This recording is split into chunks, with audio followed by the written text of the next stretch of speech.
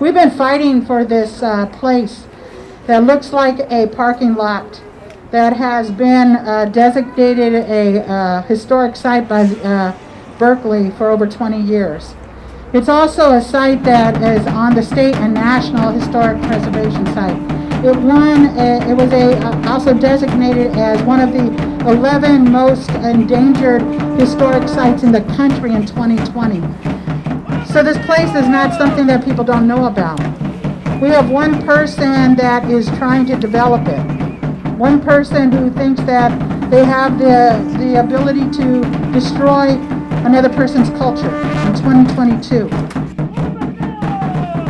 A round of applause for the 1,000 grandmothers that are up on the other side holding it down for us.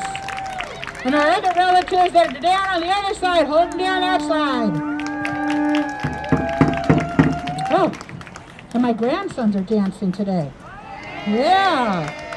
Okay, relatives, take it away. Beautiful artwork for years now, reminding people in the general public that this is a sacred place. And what makes this place a sacred place is that for thousands of years my ancestors created their home here. The first place in the Bay Area that my ancestors had a village. The very first place that we actually went and created our tule boats. It's our first fishing village along the bay.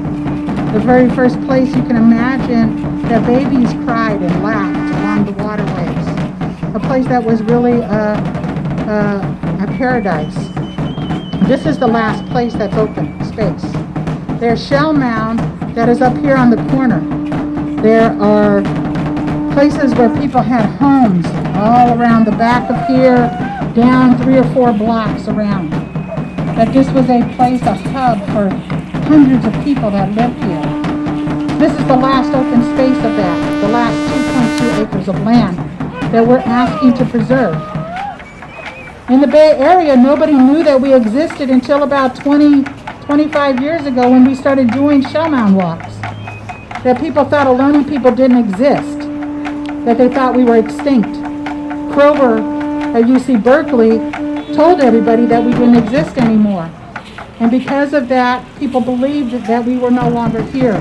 But we're here. I think today we have 5 generations of people that are here today that are Lisjan people. We have my Auntie Ruth, who is one of the matriarchs of our tribe here.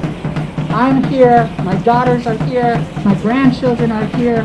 So we have 5 generations of people that are descended from this area. We've been working together with people, these beautiful people that are Shellmound workers for 5 years that have stuck it out through many court cases, through actions that we have provided here. So for those that don't know, we actually went to court. When this thing was proposed to put up luxury condominiums and big box stores, we found out about it and we went to the zoning and we actually stopped it. All of us did that. And so give yourselves a hand for that.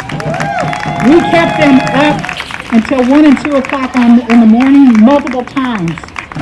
We sent in thousands of letters.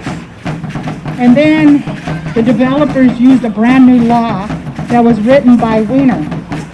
SB 35 allows for all of us, not just the Indian people, but all of us not to have a voice in buildings going up along transit areas.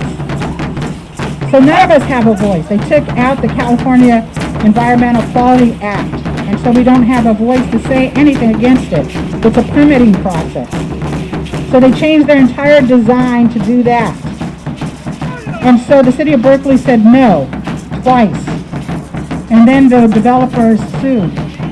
And we intervened as the tribe with the city of Berkeley on those lawsuits.